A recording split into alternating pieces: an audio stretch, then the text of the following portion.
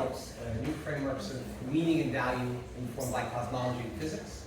And you may have seen them downstairs in the lobby. There's graphic novels and some books. Feel free to take them. I'm also a co-founding member of an organization called SpiritDAO, which is a community that is formed around the philosophies and practices in the book. And just kind of brief how I found myself in this path. So professionally, my history has been in community organizing, activism, the nonprofit space, presently in philanthropy. And about 7 years ago, I came to the conclusion that all of our available vehicles for change resisted by design.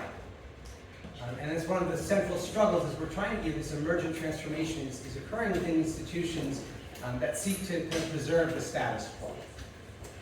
So in many ways, I recognize that the problem is not necessarily that we're here, right, but that we've lacked alternatives.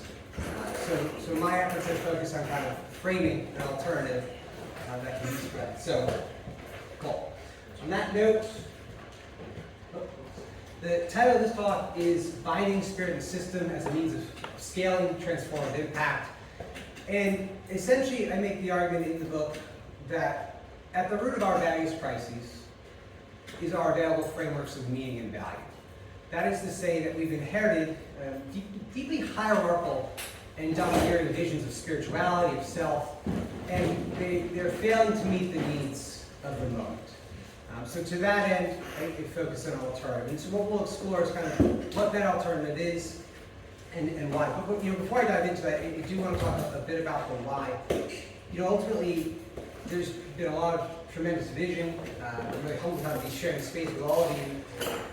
But again, until there's, if we're going to scale transformative impact, it requires scale, right? It requires people having the access and agency necessary to kind of pursue these things.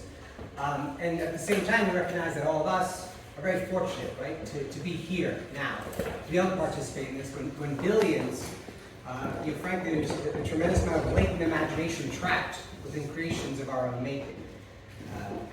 So I'm going to start briefly kind of at the center of the kind of thesis I put forth, the universe having a story.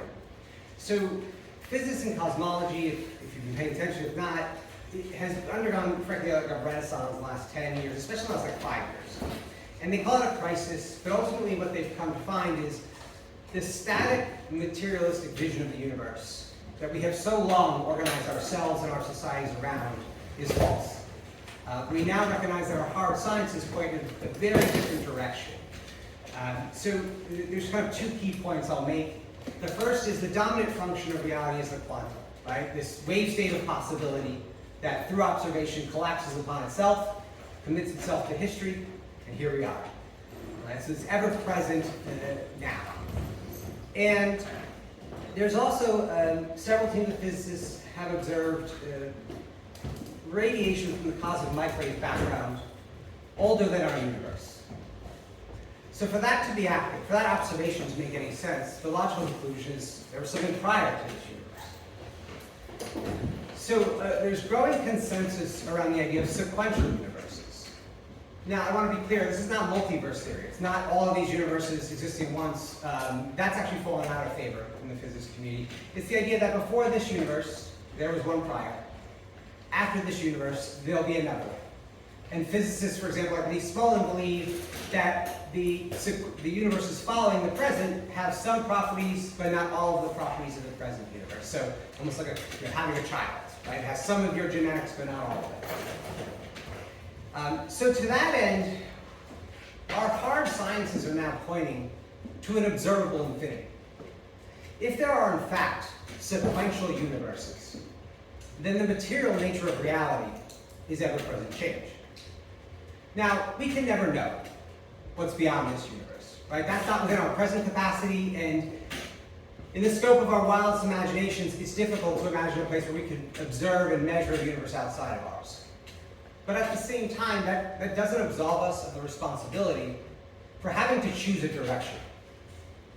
Right? And our inherited dogmas have chosen a direction, right? That is to say that the dominant spiritual, I'm going to pick on the salvation religions, and I say this not about any individual or even the past good that they have done, but in that the very narrative of nothing a creator, something, imbues hierarchy into the nature of who and what we are. Now, with that said, when we notice the material infinity, we find ourselves coalescing around what I argue is a single truth. It's very provocative, I know, but it's change.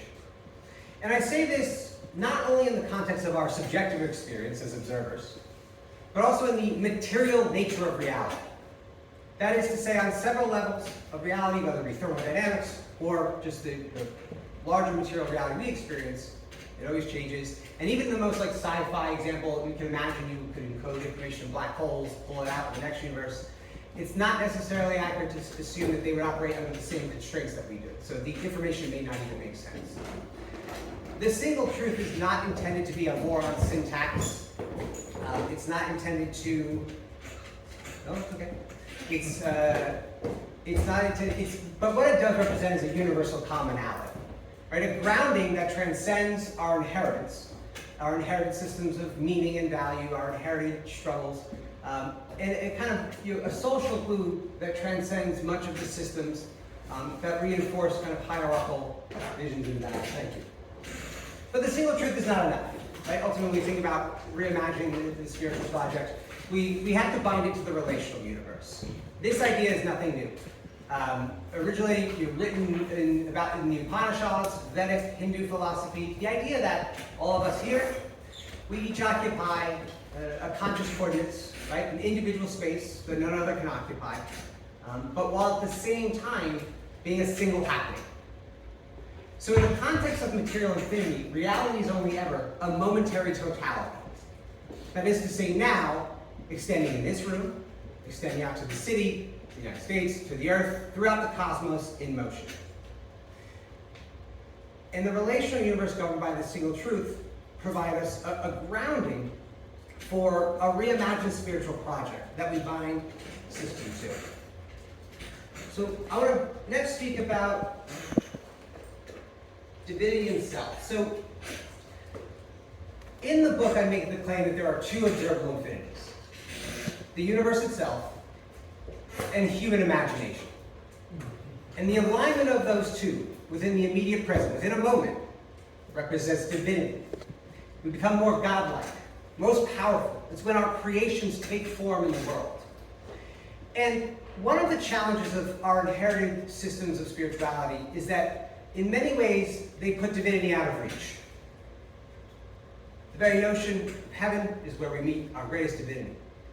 In a concept, in a material universe infinity, I would say that we are both within it, right? We're individual, we're fractional, but also of it. Each of us embodies an aspect of that infinity. So to that extent, the alignment of those two represents divinity, and in that context, we also have to redefine self. Self should be more accurately conceptualized as the relationship between an individual and their circumstances within a given moment. Because our access and agency is perpetually bound to the systems that we find surrounding ourselves. Again, I mentioned in the beginning, but we express gratitude for the capacity to be here, recognizing how many billions of people are trapped within a birth lottery.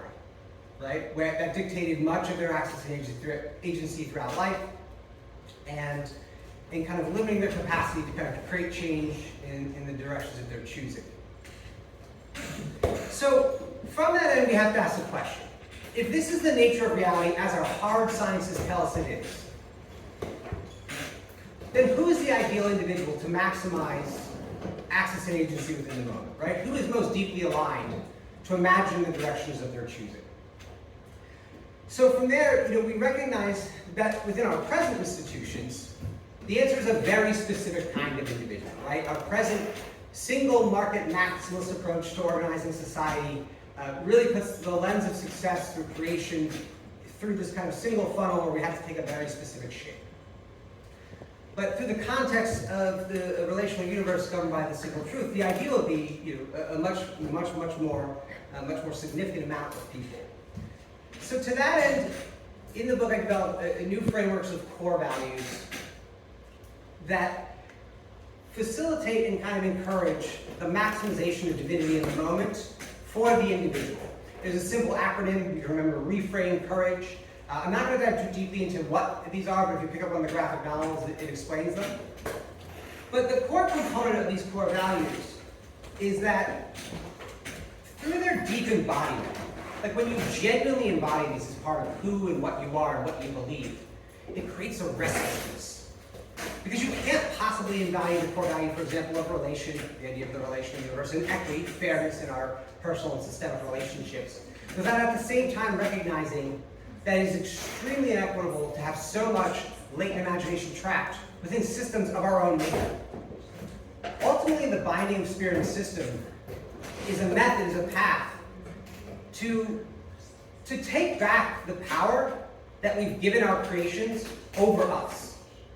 I make the argument that they don't deserve that power, right? They could never be enough for us. They're artifacts, but we've given them a naturality, right? A necessariness that they don't necessarily deserve. We do. Cool. So to that end, we move to systemic actualization. So in the context of self being the relationship between the individual and their circumstance at a given moment, we recognize that self-actualization more accurately has to kind of branch into two different subjects, right? Individual actualization, the development of I, and systemic actualization, the development of we.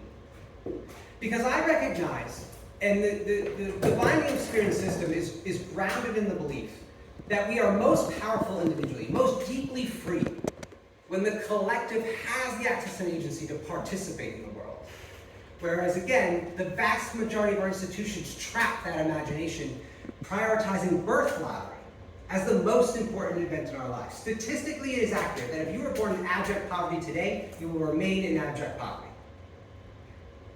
We prioritize randomness through creations of our own making. So the binding of system and spirit represents a kind of freeing ourselves from these kind of creations in our own making. Let me just move over to the 8 duties. And there, I'll be real brief. The 8 duties are a suite of global public works decoupled from the state. I want to emphasize that. Okay, we cannot have rights tied to a state. I'll give you a very personal example. I'm presently residing in the state of Florida. If you're not at all familiar with politics, there's a proactive stripping of rights from the LGBT community, the trans community. So, as is historically accurate, whenever we see the state being weaponized, it's always against the disenfranchised people. It's often against the people who are unable to defend themselves, which is why we have to unbind our rights from a specific place or where we're born, right?